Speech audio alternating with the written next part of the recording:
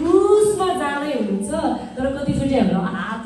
उचालेर प्रार्थना गर्न पनि हामीलाई गाह्रो हुन्छ है कतिचोटि त्यो पनि हुन्छ तर अहिले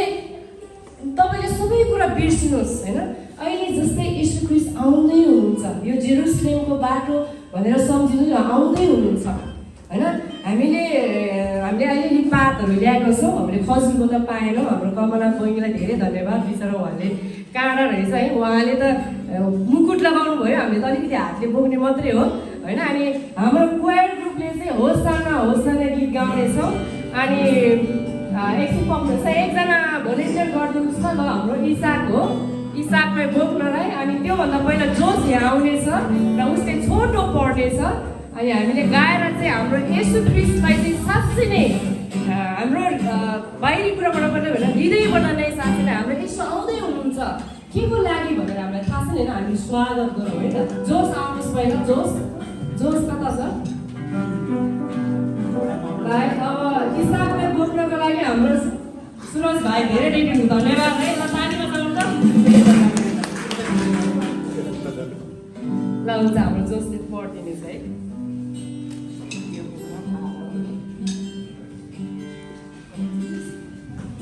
सबैलाई जय मसी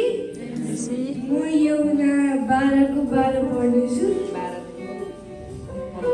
12देखि 15सम्म पढ्दैछु यरुसलेममा येशूको प्रवेश भोलिपल्ट चाडमा आउने ठुलो भिडले येशू यरुसलेममा आउने हुनुहुन्छ भन्ने सुन्यो र मानिसहरू खजुरका हाँगाहरू लिएर उहाँलाई स्वागत गर्न कराउँदै निस्के होसाना धन्य परमप्रभुको नाउँमा आउने इजरायलका राजा अनि गधाको एउटा बछेडो बेताएर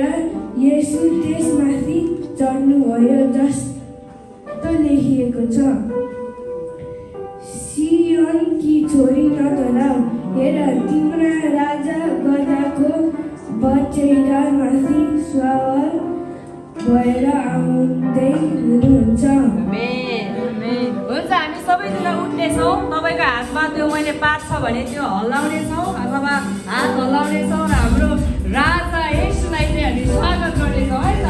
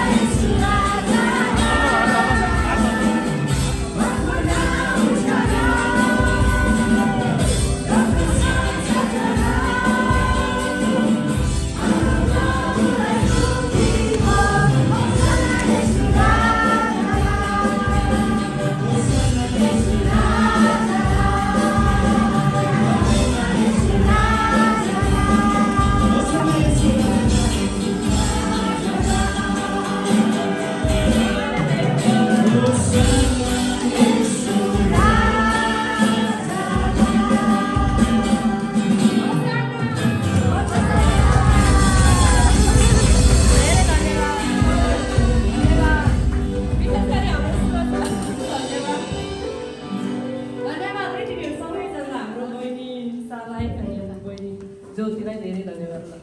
धन्यवाद।